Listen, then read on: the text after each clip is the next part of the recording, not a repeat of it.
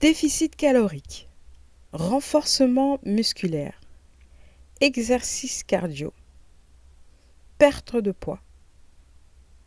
J'ai provoqué des angoisses là, non? Salut, c'est Sahabi et bienvenue sur mon podcast Palabres avec Sahabi.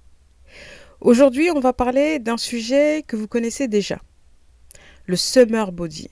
Franchement, est-ce qu'on peut encore y échapper? Moi, j'ai l'impression que non. Tu ouvres ton téléphone et tu envoies.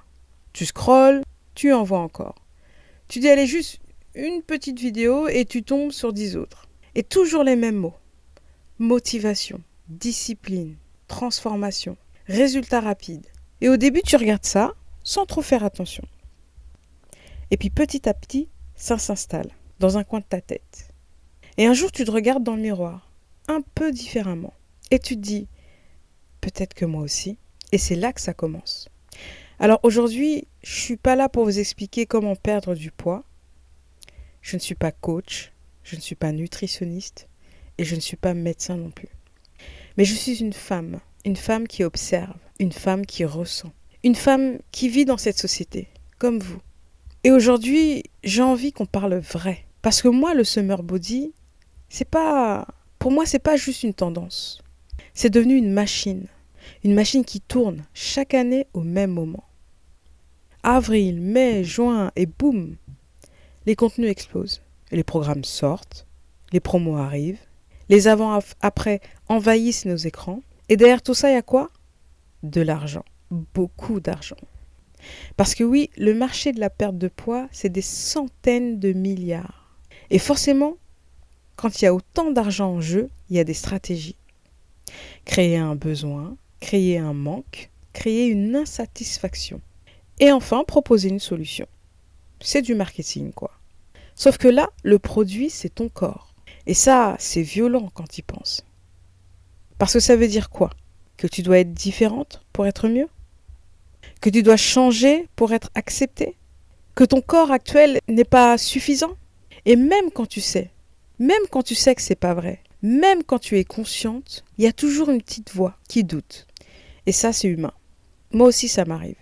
Il y a des jours où je me sens bien, vraiment bien. Et il suffit d'une vidéo, d'un corps, d'une comparaison, et mon regard change. Il change pas complètement, hein, mais juste assez pour me faire douter.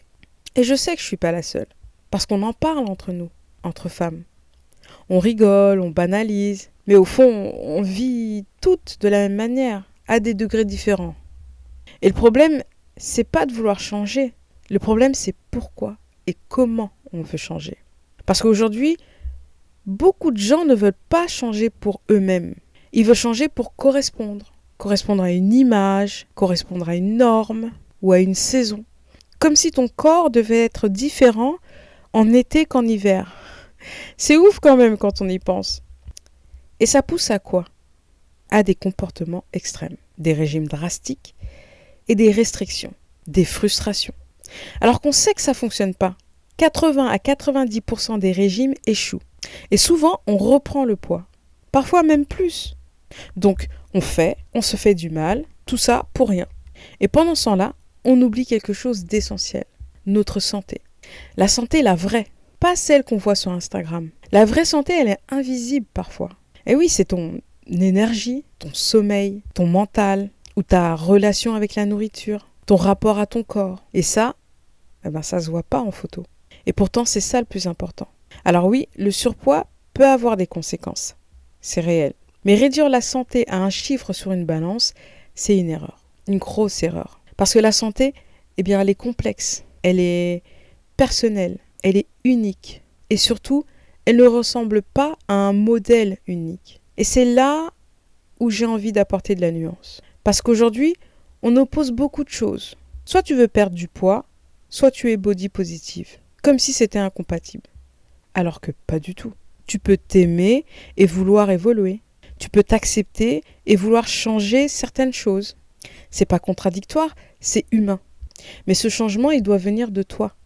Pas d'une pression extérieure, pas d'une injonction, pas d'un calendrier. Et surtout pas d'une urgence. Parce que ton corps, c'est pas un projet d'été, c'est un projet de vie. Je me rappelle cette histoire de cette femme que j'avais vue sur YouTube pendant 11 jours. En fait, elle avait commencé depuis 11 jours un rééquilibrage alimentaire avec déficit calorique, renforcement musculaire et des exercices cardio. Franchement, le programme sur le papier, il était nickel. Et ça faisait 11 jours qu'elle avait commencé. Mais elle voulait déjà abandonner parce qu'elle voyait rien. Pas de diminution de chiffres sur la balance. Et ça seulement au bout de 11 jours. Mais en réalité, elle était en train de construire quelque chose. Quelque chose d'invisible. Quelque chose de lent, mais quelque chose de solide. Et elle voyait déjà des problèmes de santé, peut-être un problème d'hormones ou de thyroïde. Le problème, c'est qu'on ne nous apprend pas la patience. On ne nous apprend pas à faire confiance au processus.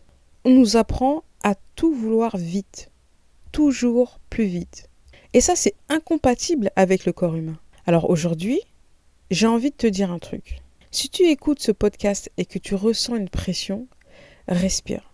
Non, vraiment, respire. Ton corps n'est pas en retard. Tu n'es pas en retard. T'as rien raté et t'as rien à rattraper. T'es juste dans ton propre rythme. Et ça, c'est ok.